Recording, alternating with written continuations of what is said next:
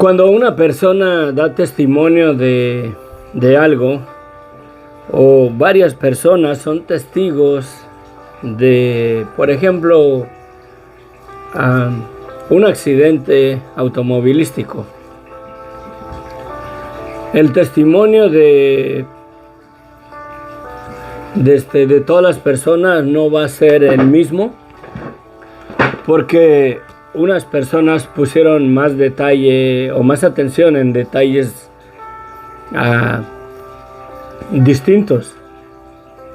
Cada persona va a narrar su punto de vista de acuerdo a lo que ellos recuerdan más, a lo que ellos vieron, cómo vieron ellos que sucedieron las cosas. El testimonio, como es de lo mismo, del mismo accidente, a pesar de que sea un testimonio de lo mismo, por así decirlo, de lo mismo que aconteció, en este caso, como el ejemplo que estoy dando es un accidente, cada persona va a dar el testimonio de acuerdo a lo que esa persona vio, a lo que esa persona recuerda, a lo que se le hizo más interesante de lo sucedido, ¿verdad? Y verdaderamente el testimonio no va a ser idéntico de una persona como el de la otra, pero van a estar en el contorno del suceso, en este caso del accidente. Una persona vio las cosas de un ángulo diferente, las otras vio el accidente, el mismo accidente, de otro ángulo diferente, quizás por la posición en la que se encontraba, pero el testimonio de eso, de ambos, va a estar dentro del contorno en este caso, del accidente, pero va a dar testimonio de cosas distintas de acuerdo a lo que él observó, a lo que él considera verdaderamente importante, y pasará por alto quizás cosas que la otra persona dio testimonio de esas cosas y verdad y las pasó por alto.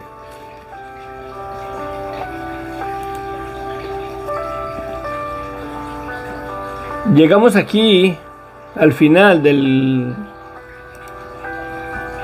capítulo 4 en el Evangelio de San Marcos, y nos está narrando cosas que sucedieron, como sucedieron más o menos, no específicamente como nos la da en otro evangelio, pero es semejante, ¿no? En Mateos 8:23, mira, Mateos 8:23 también, porque lo vamos a usar para referencia.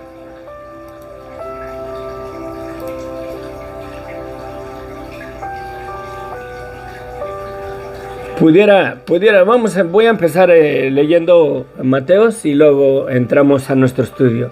Dios les bendiga ricamente. Aquí estamos una vez más. Soy su hermano y servidor, el hermano Inos, del Ministerio Sendero de Luz y Esperanza. Este ministerio es con el único fin de edificar nuestras vidas en la palabra de Dios, ¿verdad? Y formarnos en la fe de la sana doctrina que nos ha dejado Dios en su palabra por medio de sus siervos, tanto a los profetas en el Antiguo Testamento como sus apóstoles en el Nuevo Testamento. Es mi oración a Dios que estos estudios y este ministerio verdaderamente lleve su propósito para que Dios verdaderamente perfeccione su gracia en nuestras vidas y podamos vivir unas vidas más llenos de gracia y de verdad. Amén.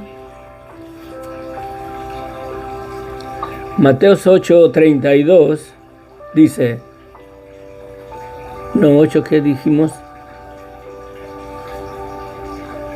8:23. Y entrando él en la barca, sus discípulos le siguieron.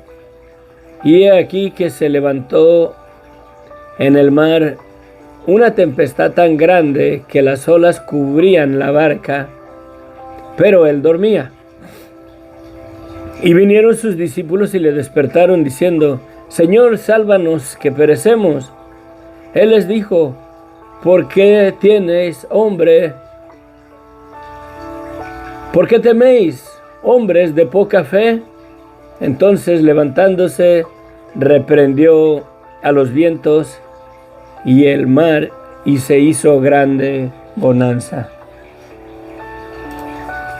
En nuestro estudio de ayer, nos quedamos después de la explicación de la semilla de mostaza, y la mera verdad, todo ese pasaje, el contexto de ese pasaje se está hablando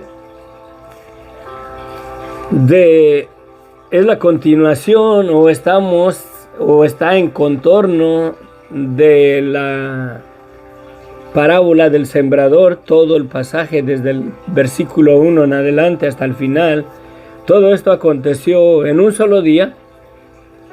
Nosotros lo hemos ya mirado en dos días, y hoy es nuestro tercer día aquí en este capítulo 4 del Evangelio de San Marcos. Es necesario irnos al versículo 1 para poder ver lo que está sucediendo en nuestro texto de hoy.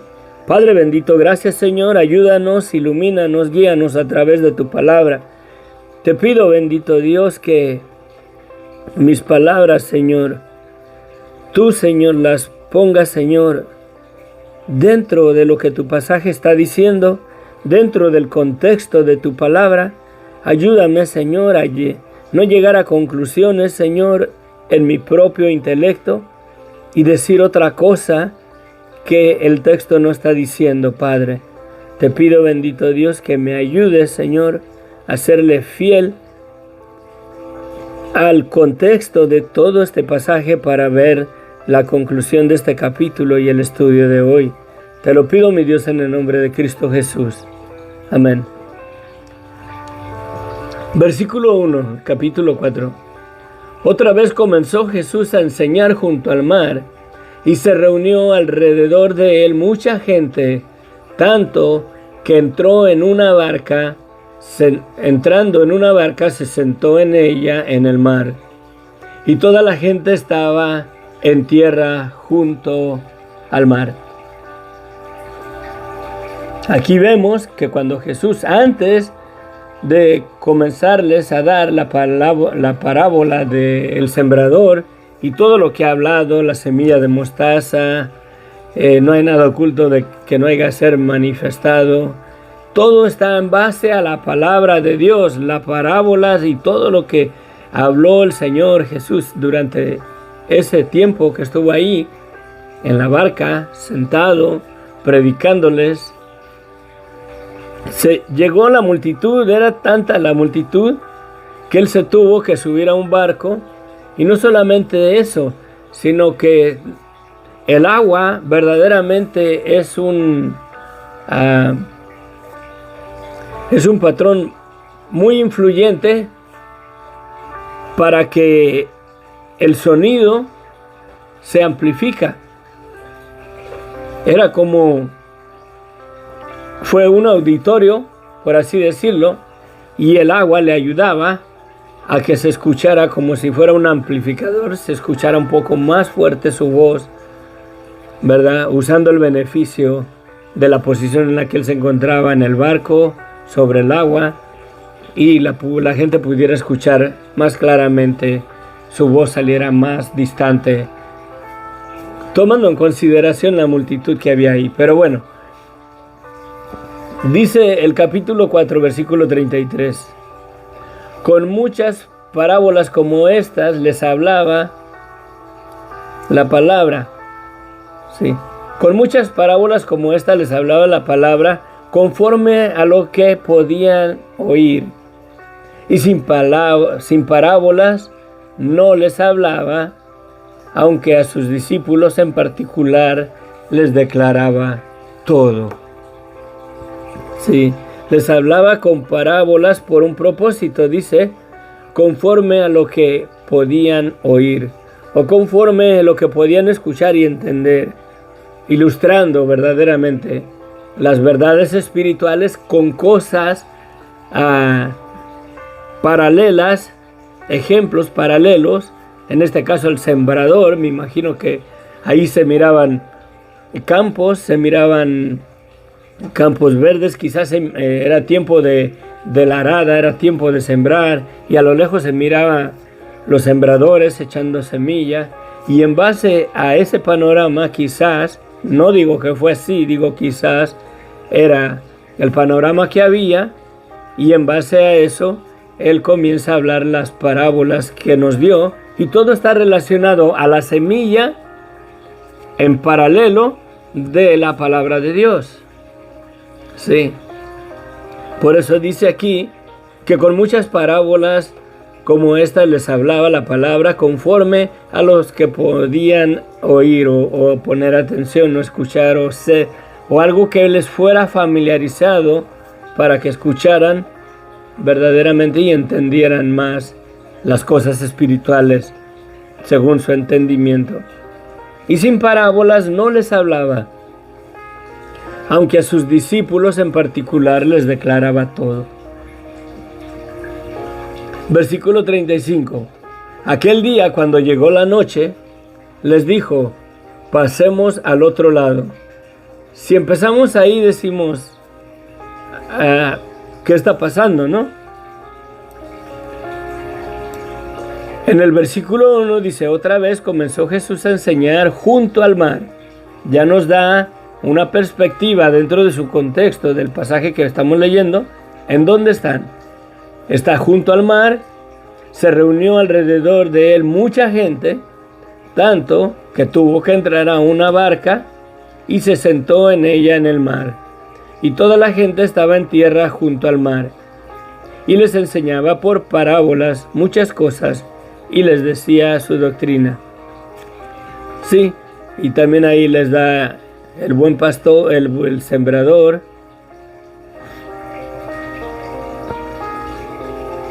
la parábola de la semilla,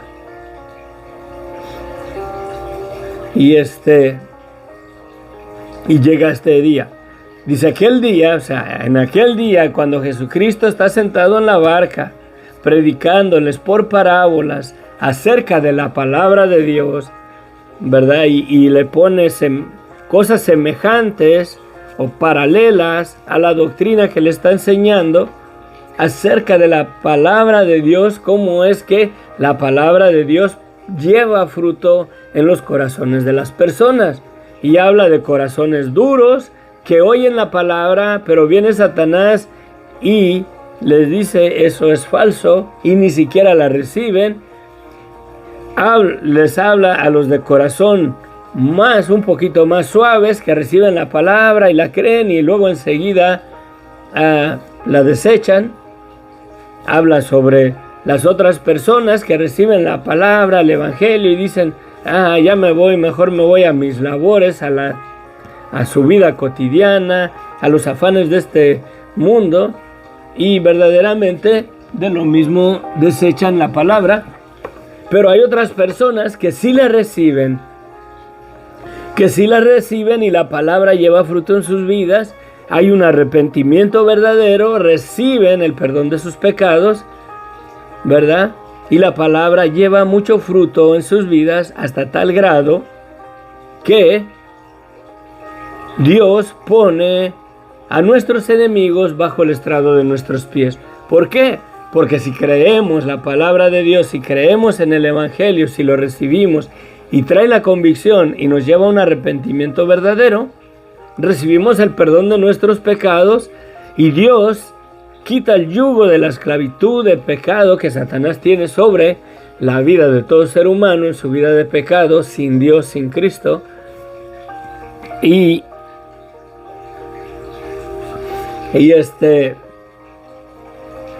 pone verdaderamente o sujeta aún a los demonios bajo el estrado de nuestros pies por el poder de la sangre de Cristo.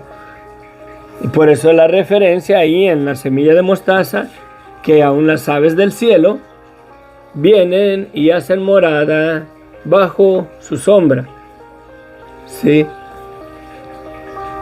Entonces aquí vemos a Jesucristo que en aquel día está sentado en el barco. Cuando llegó la noche les dijo: pasemos al otro lado. ¿Al otro lado de dónde? Están en el mar de Galilea. Cruzaron al otro lado del mar. Y despidiendo a la multitud, le tomaron como estaba en la barca, y había también con él otras barcas. Este pedacito como que no hace sentido. Dice: habiendo despedido a la multitud, como estaba en la barca, y había dice, le tomaron. Despidió a la multitud, dice, le tomaron como estaba en la barca, y había también con él otras barcas. Tenemos que tener en cuenta que la palabra de Dios no fue escrita en español, fue escrita en este caso en el griego, y debemos de reconocer verdaderamente o tener en cuenta o considerar verdaderamente que a veces al traducir un idioma a otro idioma pierde mucho su sentido, porque hay que buscar palabras que le den el sentido de lo que el pasaje está diciendo, y a veces la traducción se queda muy pobre. ¿Sí? Miren, y despedida la multitud, le tomaron como estaba en la barca, y había también con él otras barcas. Pero se levantó una gran tempestad de viento, y echaban las olas en la barca de tal manera que se anegaba, o sea, casi se hundía, se les estaba metiendo bastante agua en las barcas, y él estaba en la popa durmiendo sobre un cabezal. Ok, la parte de arriba: y despidiendo la multitud, le tomaron como estaba en la barca.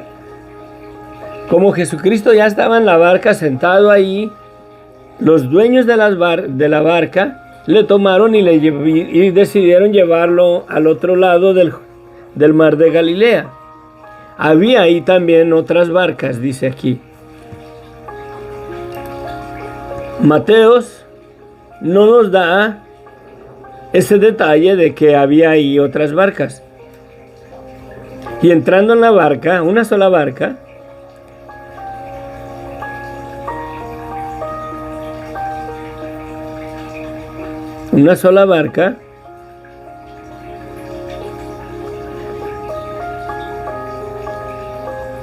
vino Maestro Jesús. Bueno, aquí Mateo, Mateo nos da nada más así de simple. Y entró él en la barca, sus discípulos le siguieron. Y entrando él en la barca, sus discípulos le siguieron. Sí, aquí ya nos da otro detalle. Acuérdense, son testimonios de lo sucedido, pero el testimonio no va a ser idéntico. Una persona mira detalles, aquí dice, y sus discípulos le siguieron. Mirándolo a la luz de lo que sigue, que dice que había ahí otras barcas, es posible que verdaderamente los discípulos de Jesucristo, y no solamente eran los que él después constituyó como los 12 apóstoles o sus apóstoles, un discípulo de Jesús son aquellas personas que verdaderamente estaban recibiendo la palabra, que la creían, que estaban siendo edificados por su doctrina, que él era su maestro, y verdaderamente ponían atención y recibían la palabra, y la palabra estaba llevando frutos en sus vidas. Esos son los otros discípulos que dice allá, y sus discípulos le siguieron. Es posible que aquí la gente se subió en las otras barcas, porque aquí nos da un detalle que había ahí otras barcas. La gente se comenzó a subir a las barcas y partieron y se fueron a cruzar el mar de Galilea para el otro lado del mar. El acontecimiento de la tormenta no sucedió enseguida en cuanto Jesucristo les dice, vámonos al otro lado, y el mar estaba violento. No, hubo un proceso de tiempo. Creo que sí agarraron y emprendieron camino, en lo que se subió la gente a las barcas, se subieron y la gente, sus discípulos, le siguieron, dice. Van varias barcas en el camino, bastante gente, me imagino que cabía en las barcas, no dice cuántas, pero si había 3, triplicaba el número que iba en una sola barca. Si había 4, pues aumentaba la cantidad de discípulos que fueron con él. Entonces vemos aquí, es lógico que tuvo que transcurrir un lapso de tiempo en lo que llegó la tormenta, porque él ya va dormido en el barco. ¿Sí? Él ya va dormido en el barco. Hubo un tiempo de preparar para zarpar, para irse, para alistar las cosas, para subirse todos los que se van a subir. Por ejemplo, Pedro y Juan andaban por allá y háblale a Pedro, tráetelo porque ya nos tenemos que ir. Y hubo un lapso de tiempo. Jesucristo ya va durmiendo en la barca, se levanta una tormenta hasta tal grado que las barcas casi se hundían, se llenaban de agua y a ellos les agarró temor. Jesucristo estaba en la popa durmiendo sobre un cabezal y le despertaron y le dijeron, Maestro, ¿no tienes cuidado que perecemos? Y levantándose, reprendió el viento y dijo al mar, calla, enmudece. Y cesó el viento y se hizo grande bonanza. Y les dijo, ¿por qué estáis amedrentados? ¿O por qué estás verdaderamente atemorizados? ¿Por qué tienes temor? ¿Cómo no tenéis fe? Entonces temieron con gran temor y se decían el uno al otro, ¿quién es este que aún el viento y el mar le obedecen? Decían. Miren el mismo pasaje en Mateo 8, 23. Y entrando Jesús en la barca, dice, y entrando él en la barca, sus discípulos le siguieron. Fue más de los discípulos que pensamos que son los apóstoles, Pedro, Juan, Mateo, Marcos. ¿Verdad? Fueron más gentes, había más barcas, dice el Marcos, nos da otra perspectiva. Pero el testimonio o lo que testifica ambos evangelios están en el contorno de eso sucedido. Y esta persona nos da una perspectiva diferente que el otro, pero estaba ahí. Y he aquí que se levantó en el mar una tempestad tan grande que las olas cubrían la barca, pero él dormía. O sea, hasta el grado que casi los hundía, que casi se hundían. A mí, si cubrían las olas, llegaban y ¡pum!, pegaban sobre las barcas, verdaderamente se estaban llenando de agua. En la versión en inglés, en una versión en inglés que la miré, dice que las barcas se llenaban, dice. O sea, se llenaban de agua, casi se estaban hundiendo. Y vinieron sus discípulos y le despertaron, diciendo, Señor, sálvanos que perecemos. En el otro dice que llegaron sus discípulos y le dijeron, Señor, ¿qué no tienes cuidado? O sea, como diciendo, ¿no te importa que estamos en medio de una tormenta, que estás bien dormido ahí? ¿Verdad? Y aquí dice, Señor, sálvanos que perecemos. Él les dijo, ¿por qué teméis, hombres de poca fe? Aquí se lo dice antes de tiempo, antes de que él declare que se calme el viento y la tempestad, ¿verdad? Y en el otro, esta parte, el Marcos no lo da después de que Jesucristo reprende los vientos y el mar, ¿verdad? Aquí lo vemos antes, que Jesús les dice, ¿por qué teméis, hombres de poca fe? Lo importante no es en el orden que está, porque ambos están dando su testimonio de un punto de vista diferente. Debemos de considerar esos asuntos cuando estudiamos la palabra de Dios.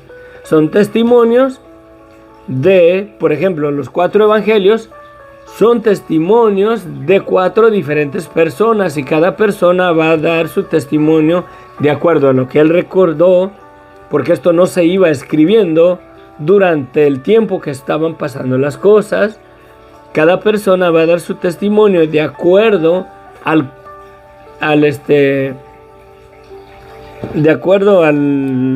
contexto del propósito de todo el libro, de lo que él está narrando, de lo que él está diciendo. Marcos está presentando a Jesucristo como el servidor, como el siervo. Sí, como el siervo. Mateos presenta a Jesucristo como el rey, como Mesías. Sí, como el Mesías, el rey de los judíos. Entonces dice acá en Mateos, entonces levantándose, reprendió los vientos y al mar, y se hizo grande bonanza. Y los hombres se maravillaban, aquí dice que se maravillaban, diciendo: ¿qué hombre es este que aún los vientos y el mar le obedecen? Sí. Pues aquí ya lo ponemos a una perspectiva correcta, lo observamos. En Mateo nos imaginamos que son sus discípulos los que después él los hizo sus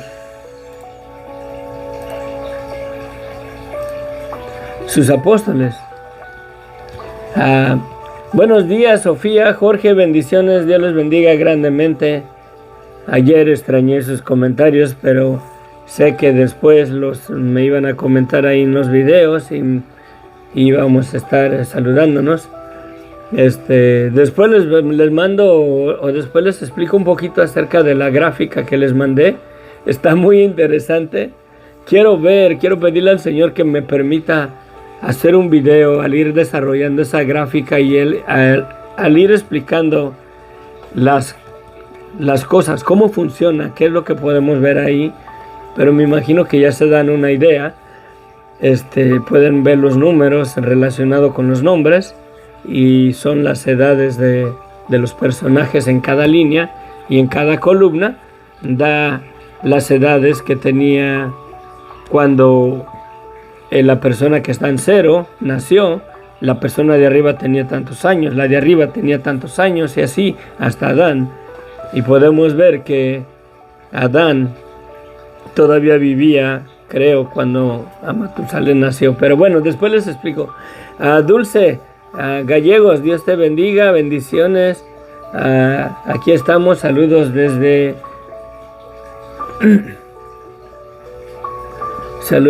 acá, desde San Pedro, California. Amén, gracias, amén, sí.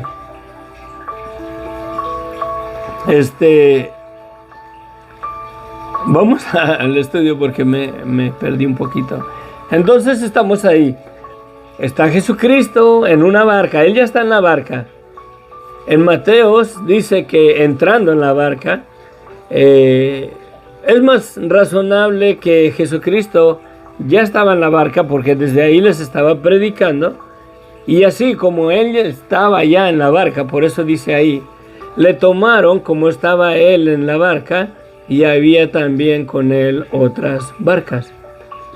Si no vemos el contexto de todo el pasaje, y si no vemos el contexto en los otros evangelios, decimos, le tomaron como estaba en la barca, le tomaron como estaba, tiene una coma, y luego le tomaron como estaba en la barca, y había también con él otras barcas. Esa coma como que no debería de estar ahí, porque es una sola es una sola oración. Le tomaron como estaba en la barca, y había también con él otras barcas.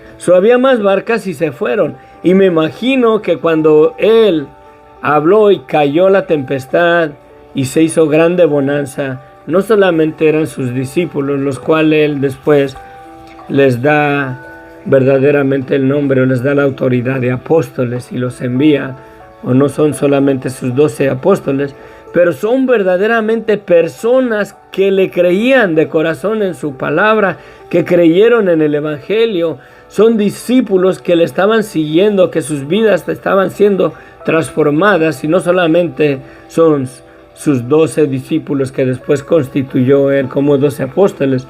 Había más barcas. Pongamos 5 barcas ahí, que ahí van las 5 barcas. Hubo un proceso de tiempo en que todas las barcas se prepararon para cruzar, para irse, para zarpar. Y durante ese tiempo Jesús está rendido, está cansado, estuvo ministrando todo el día, que baja a la popa y se queda dormido. Y en lo que ellos avanzan y él se duerme, les pega una tempestad tremenda, una tormenta, hasta tal lado que las olas eran tan violentas, esa tempestad, que las olas verdaderamente pegaban y golpeaban con las barcas y se estaban llenando de agua las barcas. Sí, se hundían, se anegaban. Anegar es como si agarras una persona y la sumerges en el agua hasta que se ahogue, hasta ahogarse. Esa es la palabra anegar. Y dice aquí, ¿verdad? De tal manera que se anegaba la barca, o sea, se ahogaba, se hundía, se llenaba de agua casi, hasta tal grado casi de hundirse. Entonces le dicen sus discípulos, ¿verdad? ¿No tienes cuidado que perecemos? O sea, no te preocupa que perecemos, que tú estás aquí dormidote y no haces nada, ni siquiera te levantas, ni siquiera te espantas, porque todos ellos estaban espantados, creyendo que se iban a hundir las barcas, que todos se iban a ahogar. Y créanme, el mar de Galilea no es muy grande, es un lago. Es un lago de buen tamaño. Hay un lago en Michoacán, no me acuerdo cómo, el lago de Janitzio. Creo que el lago de Janitzio es un poquito más grande que el mar de Galilea. O mucho más grande que el mar de Galilea. Básicamente es un lago. Yo lo miré, estuve ahí, caminé ahí, estuve en Capernaum, ¿verdad? Aún miré, estaban las marcas de las sandalias de Pedro y de Jesucristo ahí en la orilla de la playa. No es cierto. Pero estuve ahí en Capernaum, estuve en varios lugares, estuve donde se desbarrancaron los cerdos, más o menos. Es un lugar que creen que ahí fue donde sucedió. Pero bueno, estuve todo alrededor ahí. La mera verdad es un lago no muy grande. Y es increíble porque hay testimonios que ahí se levantan unas tempestades. De repente azota el viento y se levantan unas olas tan grandes, que verdaderamente casi hunde los barcos que hay ahí. Y podemos ver aquí que los discípulos, no nada más sus discípulos, los que él hizo apóstoles, sino toda la gente que le siguió en las otras barcas, están espantados, están atemorizados. Entonces temieron con gran temor, dice. Cuando Jesús le declara, ¿verdad? Le dice al mar, calla, enmudece. En otro pasaje dice que dijo paz, ¿verdad? En inglés dice paz y que se callara, ¿verdad? Depende la traducción, les digo, no cambia de sentido cuando se traduce de su idioma original a otro idioma. En inglés dice un poquito diferente para que lo comprendan en su idioma, la lengua inglesa, de qué es verdaderamente lo que está sucediendo, pero no es específicamente de la manera que se dijo, es en contorno a lo que se dijo, pero no son las mismas palabras, el mismo sentido traduciendo a otro idioma original. Siempre la traducción va a perder el sentido de lo que se tradujo. Le dice, calla y enmudece, y cesó el viento y se hizo grande bonanza, y fue instante así y se quedó la gente maravillada. Si hubiéramos estado ahí nosotros, nos hubiéramos quedado ¿what? ¿Cómo es? ¿Quién es este hombre? Que al mandato de su palabra el viento y el mar le obedecen. Nos quedaríamos nosotros, la mera verdad, hablando en nuestro propio idioma, sacados de onda. Nos quedaríamos maravillados, nos quedaríamos sorprendidos, nos quedaríamos con la boca abierta. Like, what? Bueno, en inglés, ¿verdad? Like, ¿qué? Nos quedaríamos sorprendidos y diríamos, ¿quién es este que aún el viento y el mar le obedece? Vamos a contestarles su pregunta. Vamos a responderles esa pregunta que hicieron. ¿Quién es este que el viento y el mar le obedecen?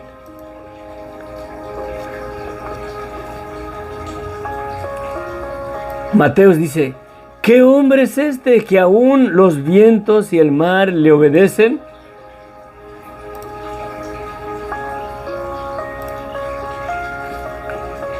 Vamos al Evangelio de San Juan bien rapidito. ¿Qué tanto tiempo tenemos?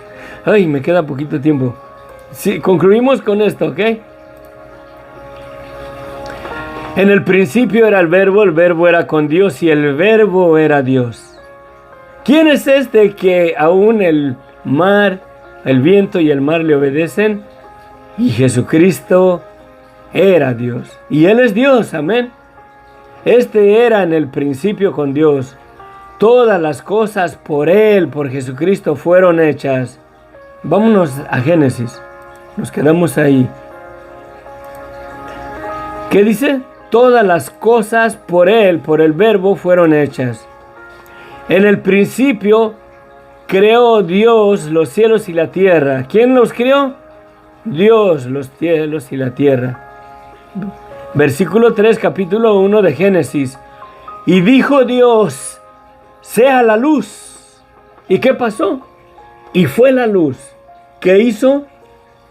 Obedecieron el poder de su palabra. Dijo Dios, sea la luz, y fue la luz.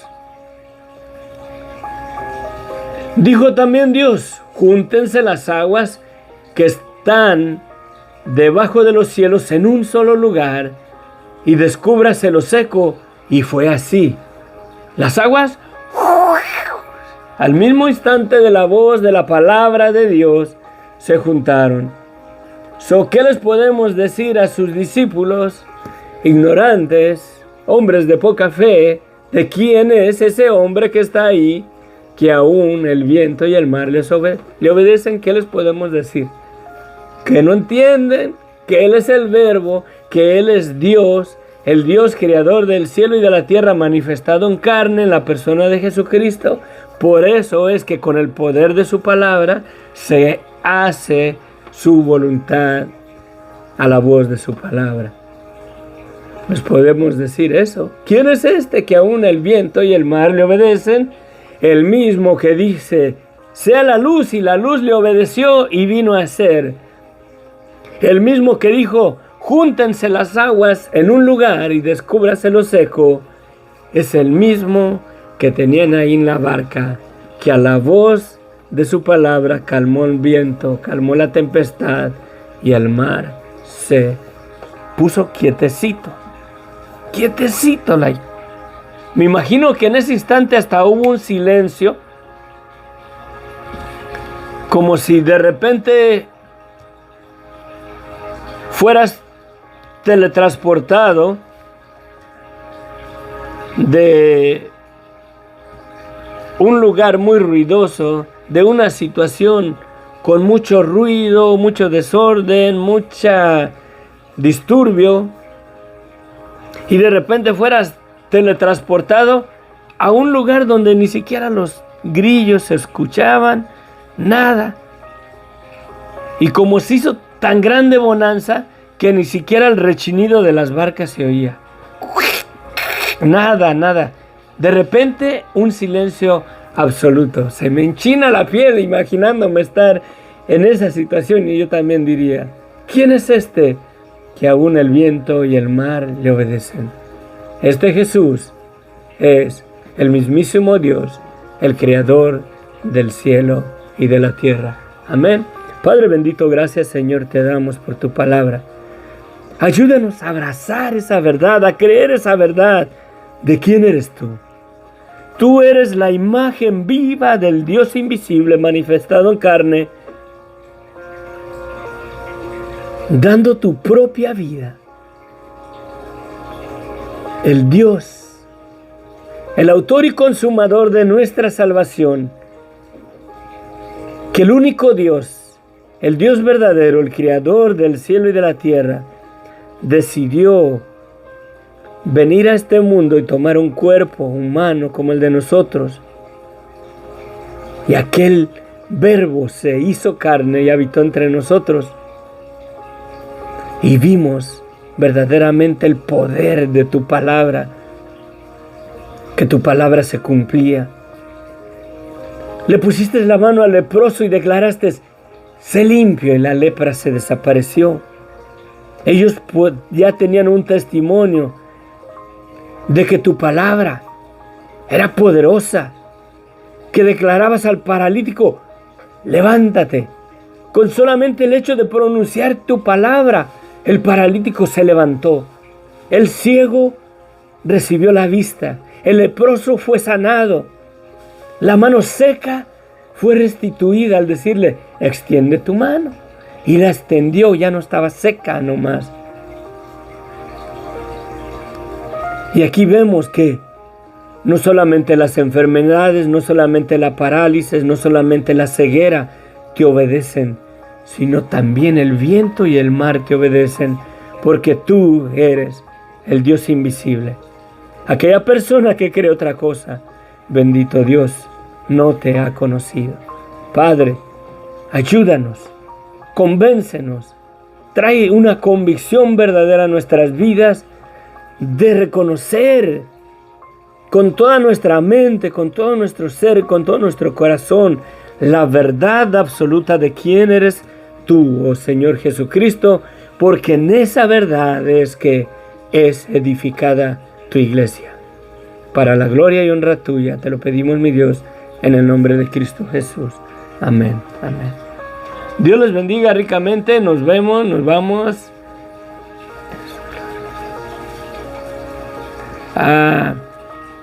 Sofía, viajar por Israel depende. Nosotros agarramos un paquete, depende del tiempo cuando vaya. Hay boletos. Usted puede comprar su boleto e irse, pero yo no sé cómo está el asunto allá.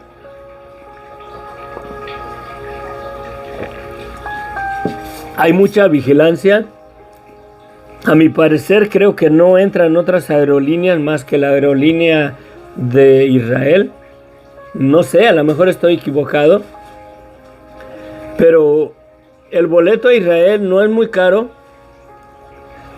Lo que sale caro es el paquete de turismo, que incluye los hoteles, incluye la mayoría de las comidas y las cenas, incluye pues los hoteles, el transporte para llevarlo a uno a diferentes lugares. No sé si se pudiera uno tener dinero, comprar el boleto e irse y rentar un carro y estando usted allá se pueda mover libremente, porque la mera verdad, Israel tiene muchos enemigos y su ejército, su gobierno es muy estricto en tener un control de qué personas van, quiénes entran, qué es lo que van a hacer.